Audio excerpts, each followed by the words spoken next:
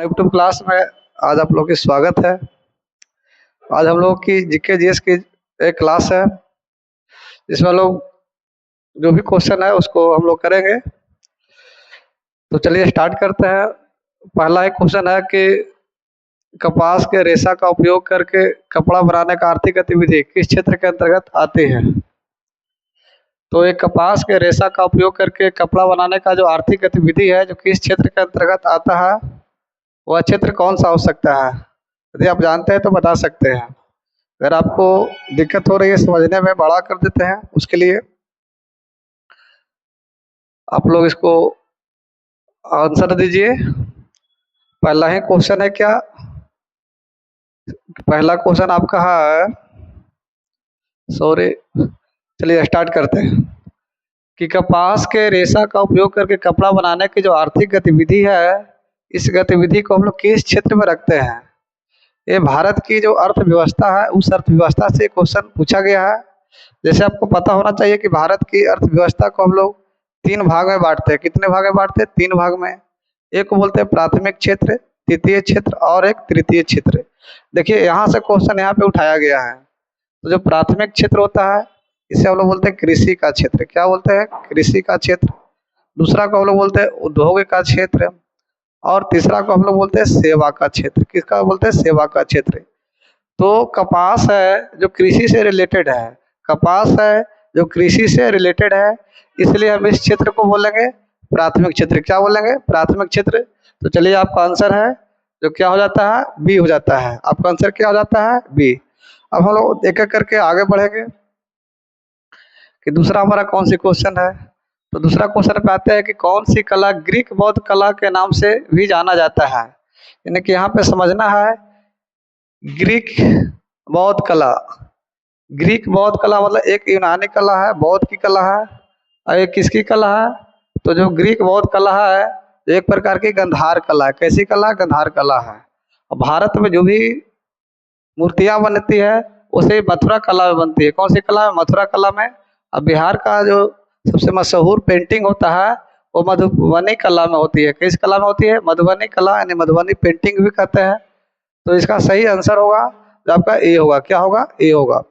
इसके बाद हम लोग का तीसरा क्वेश्चन क्या है, तो इसको पढ़ेंगे किस अधिनियम ने नस्ल, धर्म, राष्ट्रीय मूल के आधार पर भेदभाव को निषेध कर दिया था। ने ऐसा कौन सा अधिनियम है संविधान का जिस अधिनियम ने देश के अंदर जो नस्ल है, धर्म, राष्ट्रीय, यदि इस स्तर पर यदि आप भेदभाव करते हैं तो उसको आप क्या क्या है? निषेध किया गया है। ऑप्शन ए है नागरिक अधिकार अधिनियम, ऑप्शन बी है अधिकार अधिनियम, ऑप्शन सी है नागरिक अधिकार अधिनियम। तो इसका सही आंसर क्या होगा? तो इसका सही आंसर होगा नागरिक अधिकार अधिनियम। क्या होगा? नागरिक अधिकार अधिनियम। तो आप लोग भी इसको सही करते हुए चलिएगा। इसके बाद क्या है कि अफ्रीकी परमाणु हथियार मुक्त क्षेत्र संधि ने कि अफ्रीका परमाणु हथियार में मुक्त जो क्षेत्र संधि है जो किस संधि के तहत मुक्त किया गया, हथियार मुक्त किया गया। इसका सही आंसर क्या होगा? एक है पेलिंडामा संधि, पेट्रोटेटक संधि, ट्रोपेक्स संधि, इनमें से कोई नहीं। इसका सही जो आंसर होगा ये होगा।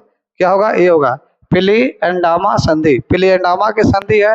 इस संधि के द्वारा अफ्रीका के अंदर यदि कोई हथियार लगता है तो उसके ऊपर कार्रवाई होगी और मुक्त क्षेत्र मतलब घोषित किया गया है। आगे हम देखते हैं कि भारत का, चलिए इसको और हम लोग ऊपर करके देखते हैं कि भारत का कौन सा पड़ोसी देश बर्मा के नाम से भी जाना जाता है। भारत का एक पड़ोसी देश है, यदि आप जानते होंगे तो यहाँ पे क्या है? बर्मा। इसको हम लोग आटे कामा ऐसा भी बोलते हैं। वहाँ पे एक उस प्रकार का उसके विस्तार है पहाड़ी का। तो जो बर्मा जो देश है उस बर्मा को हम लोग क्या बोलते हैं? म्यांमार। आज के डेट में क्या बोलते हैं? म्यांमार के नाम से जानते हैं। किस नाम से जानते हैं? म्यांमार। ये सब क्वेश्चन इंपॉर्टेंट क्वेश्चन है, जो आप पढ़े होंगे आप बता सकते हैं। कथन निम्नलिखित में से कौन सी पार्टी या संगठन डॉक्टर भीमराव अम्बेडकर के द्वारा स्थापित नहीं किया गया है। तो ऐसा कौन सी पार्टी है जो डॉक्टर भीमराव अम्बेडकर के द्वारा नहीं बनाया गया है? तो देखिए दलित मुक्ति मोर्चा ये तो बनाया गया था। स्वतंत्रता मजदूर संघ, इसका भी स्थापना डॉक्टर भीमराव अम्बेडकर ने किया था शायद 1936 में। The Republican party of India, इसका भी स्थापना डॉक्टर भीमराव अम्बेडकर के द्वारा किया। समता सैनिक दल है, ये डॉक्टर भीमराव अम्बेडकर के द्वारा गठन नहीं किया गया, इसके लिए आंसर इसका क्या होगा, बी सही होगा। चलिए इसके बाद हम लोग बढ़ाने का काम करेंगे, एक एक करके आप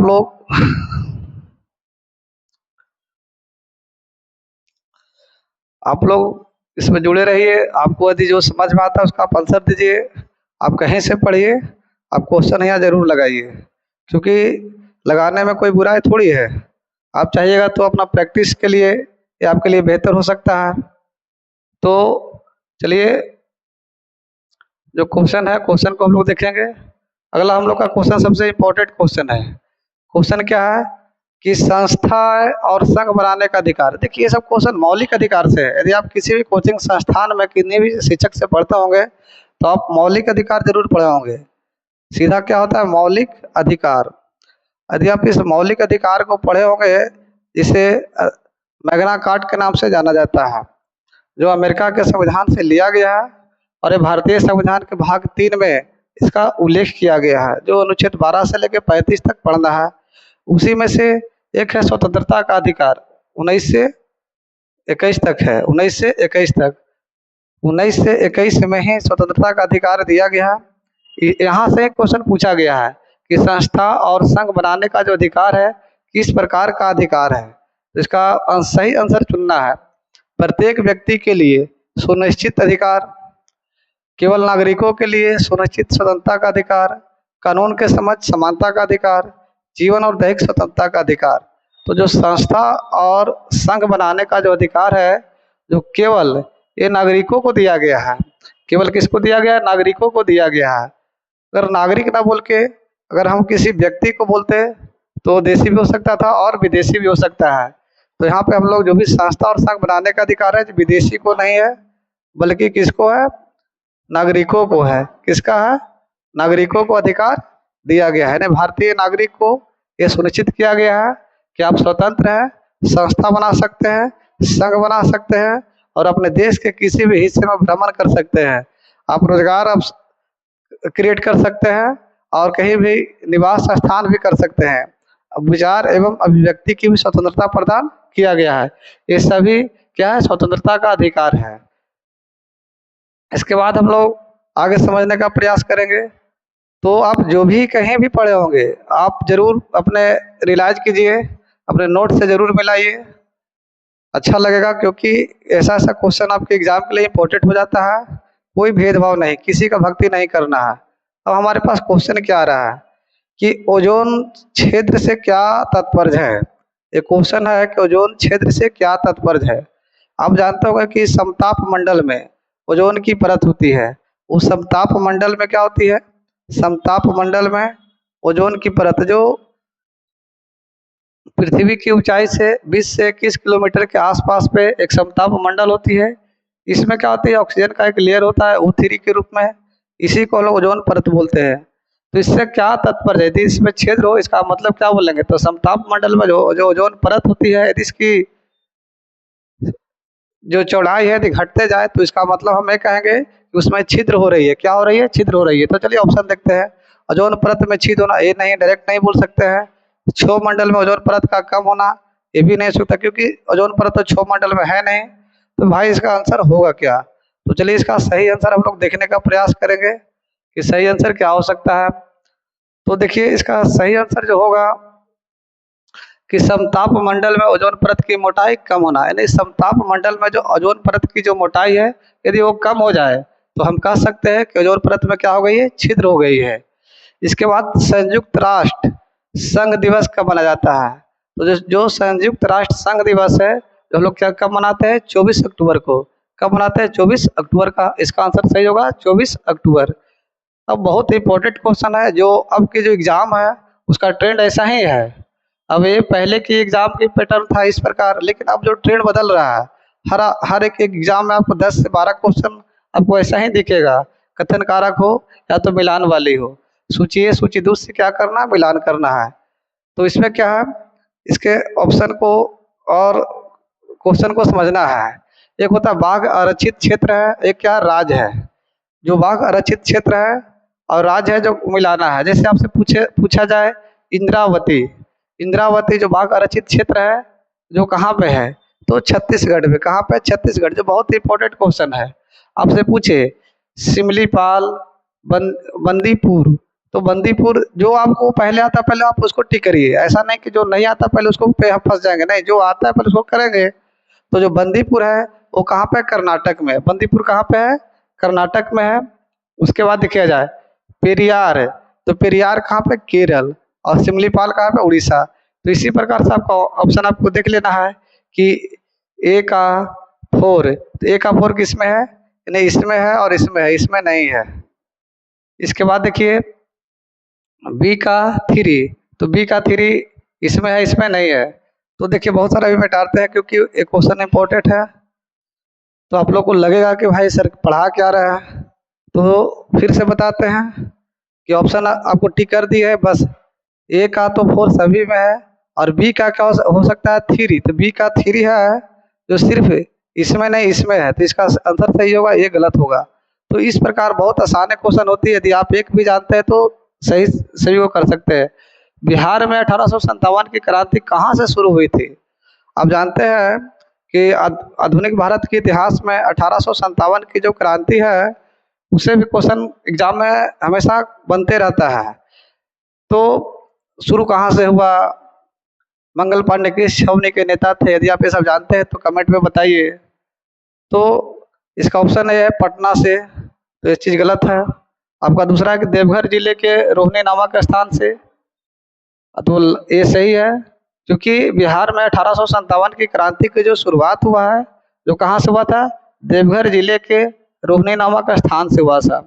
शायद 7 फरवरी से लेकर 12 फरवरी 1857 के बीच में, 7 से 12 फरवरी 1857 में रोहनी नामक गांव से 1857 की क्रांति की शुरुआत हुई थी। और बिहार में इसका नेतृत्व जग वीर कुंवर नारायण सिंह इसका कर रहे थे। जगदीशपुर से कौन कर रहे थे? वीर कुंवर नारायण सिंह। तो इसे इन्हें भी ध्यान में रखना है। अगला क्वेश्चन है क्या कि कोणार्क नाटक के कवि कौन थे? जो कोणार्क नाटक के जो कवि थे वो कौन थे? तो ऑप्शन आपको देख लेना है, लेकिन इसके अनुसार जो ऑप्शन होगा जगदीश चंद्र माथुर, जगदीश चंद्र माथुर होगा।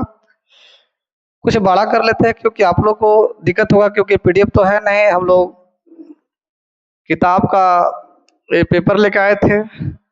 तो चलिए थोड़ा सा कठिनाई होगी लेकिन कोई दिक्कत नहीं है, एक एक क्वेश्चन को हम लोग टच करेंगे। तो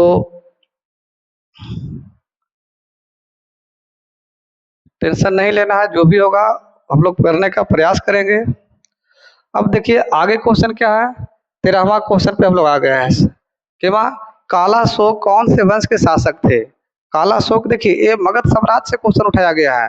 मगध के जो भी वंश है जैसे विहद्रक वंश, हर्यक वंश, शिशुनाग वंश, ये सब जब आप पढ़िएगा तो वहाँ से क्वेश्चन आता है काला अशोक। तो जो काला अशोक है जो शिशुनाग वंश के शासक था। किसका था? शिशुनाग वंश के शासक था। और उसके बाद मौर्य वंश की स्थापना होती है, बाद में जाके गुप्त वंश की भी स्थापना होती है। तो ये सब क्वेश्चन इंपॉर्टेंट हो जाता है। 1956 में आंध्र प्रदेश के गठन के समय कौन सी भाषा जोड़ी गई थी? आप पढ़िएगा पॉलिटिकल साइंस में कि भाषा के आधार पे राज्यों का क्या हुआ था? गठन हुआ था। जो 1953 में एक अधिनियम आया था, 1953 में 1956 में अधिनियम बना था, 1953 में गठन किया गया था फजल अली आयोग। तो ये सब 1956 में जो आंध्र प्रदेश पहला राज्य है जो मतलब भाषा के आधार पर गठित होने वाला है, पहला राज्य है। और उसकी भाषा क्या थी? तेलुगु जोड़ा गया था। क्या जोड़ा गया था? तेलुगु। अब आती है क्वेश्चन इतिहास से, फिर है प्राचीन भारत से कि पावापुरी बिहार के किस जिला में है? तो जो पावापुरी है वो नालंदा में। कहाँ में? नालंदा में। अब नालंदा जाते होंगे तो पावापुरी जरूर आपको मिलता होगा, आप जाइए वहाँ घूमिए। हमारा जो 16वां क्वेश्चन है कि सतरिया किस राज्य की शास्त्रीय नृत्य है? तो जो सत्रिया है, सत्रिया वो कहाँ का है? असम का है। बहुत इंपॉर्टेंट है। सतरिया जो शास्त्रीय नृत्य है वो असम का है। आगे WHO का पूरा नाम क्या होता है? WHO का पूरा नाम तो देखो World Health Organization, World Health Organization. और WHO की स्थापना कब हुआ था? 1948 में। कब हुआ था? 1948 में हुआ था। कब हुआ था? 1948 में। और इसकी मुख्यालय जिनेवा है। इसकी मुख्यालय कहाँ है? जिनेवा है। तो इसको हिंदी में क्या बोलेंगे? विश्व स्वास्थ्य संगठन। विश्व स्वास्थ्य संगठन। चलिए अब हम लोग आते हैं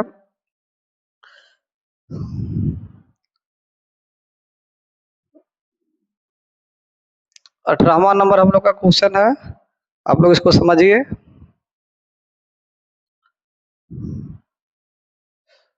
आप जो भी पढ़े हैं उसको इम्प्लीमेंट कीजिए। आप अपनी कमियों में सुधार करिए।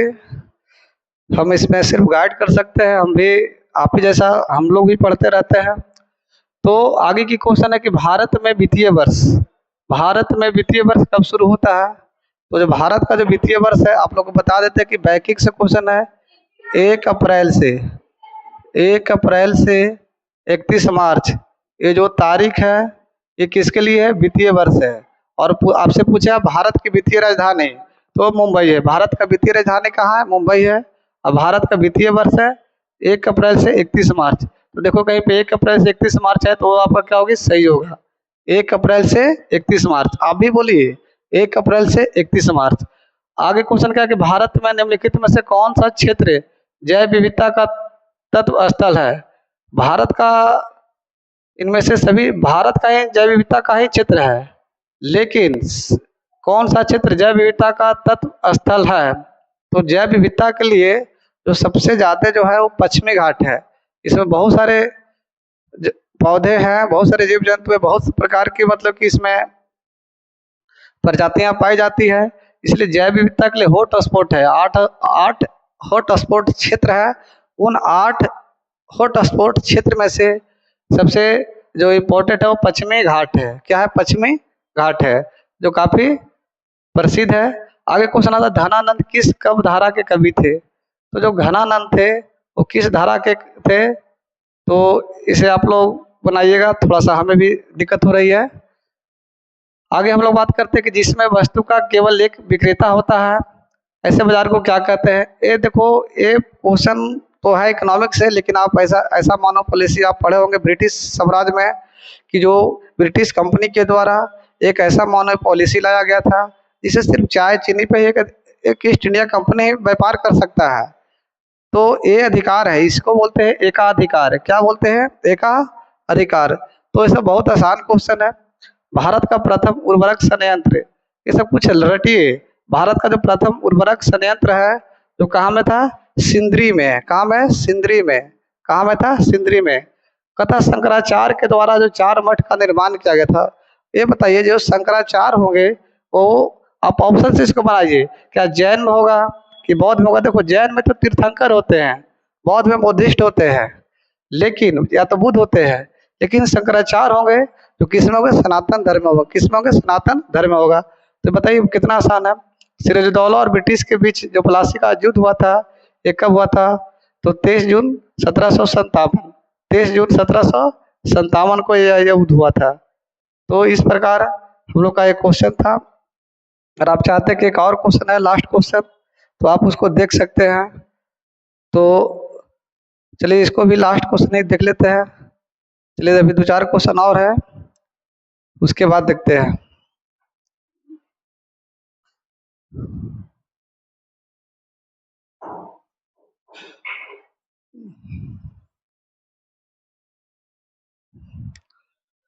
इसके बाद लड़का जाएगा तुम लोग आगे देख लो। मुद्रा के आंतरिक मूल्य का अर्थ क्या है? तो मुद्रा का जो आर्थिक मूल्य होता है, आंतरिक मूल्य होता है, उसका अर्थ क्या होता है आप बता सकते हैं? विनिमय दर होती है कि मुद्रा का चालन वेग होता है कि मुद्रा की क्रय शक्ति होता है कि मुद्रा की पूर्ति होती है। तो मुद्रा के आंतरिक मूल्य का जो आर्थिक अर्थ होता है मुद्रा की क्रय शक्ति। मुद्रा की क्रय शक्ति जितना बेहतर होगा उतना ही उसकी आंतरिक मूल्य बेहतर होगी। तो ये आपका सही हो गया। सार्क एक संगठन है दक्षिण एशियाई देशों का, उसमें इसमें कौन सी सदस्य है? तो देखो चीन नहीं हो सकता है, जापान नहीं है, मॉरिशस नहीं है, तो इसका आंसर कौन होगा? मालदीव होगा। कौन होगा? मालदीव। क्षोभ मंडल की ऊंचाई कितनी होती है? तो देखिए वायुमंडल की जो सबसे निचला परत होता है हम उस परत को बोलते हैं क्षोभ मंडल। क्या बोलते हैं? क्षोभ मंडल। क्या बोलते हैं? क्षोभ मंडल। और क्षोभ मंडल की अगर हम देखें ध्रुव पर तो इसकी इसकी चौड़ाई है या तो ऊंचाई बोल सकते हैं 8 किलोमीटर है। कितना है? 8 किलोमीटर इसकी ऊंचाई है। और विषुवत रेखा पे बात करें तो 18, यानी कि 8 और 18, 8 और 18। इसमें तो कहीं पे 8 और 18 दिख ही नहीं रहा है, तो इससे इसका आंसर क्या होगा सही? इनमें से कोई नहीं। इनमें से कौन होगा? कोई नहीं। और बहुत इंपॉर्टेंट क्वेश्चन है, आप चाहे तो इसका आंसर कमेंट में दीजिएगा कि गन्ना का सर्वाधिक उत्पादक देश कौन सा है। तो गन्ना का उत्पादन में जो प्रथम जो देश है वो देश है ब्राजील। कौन सा देश है? ब्राजील। लेकिन आपको कमेंट में ये बताना है कि देखिए मजाक नहीं है, आप पे क्वेश्चन बिहार एसएससी के लिए भी इम्पोर्टेंट है, बिहार पुलिस के लिए भी इम्पोर्टेंट है। आप किसी भी कंपटीशन की तैयारी करते हैं वहाँ पे जीके जीएस का क्वेश्चन यदि आता है तो ये सब क्वेश्चन का प्रैक्टिस है। हमें नहीं करें कि आप हमसे पढ़िए, सिर्फ आप प्रैक्टिस करिए। प्रैक्टिस कहीं से भी कर सकते हैं, आप मेरे साथ कीजिए, अपने किताब के साथ कीजिए, किसी संस्था के साथ कीजिए, दोस्तों के साथ कीजिए, वो आपके लिए फायदा होगी। तो गन्ना का जो सर्वाधिक उत्पादक जो देश है वो देश कौन सा है? ब्राजील। वो देश कौन सा है? ब्राजील। लेकिन भारत का स्थान क्या है? आप कमेंट में बताइए, भारत का स्थान क्या है? आप ये बताइए कि भारत गन्ना उत्पादन में केमा स्थान रखता है। अपने दोस्तों से पूछिए। इस प्रकार आप जीएस की तैयारी कर सकते हैं। तो चलिए, आप लोग का धन्यवाद।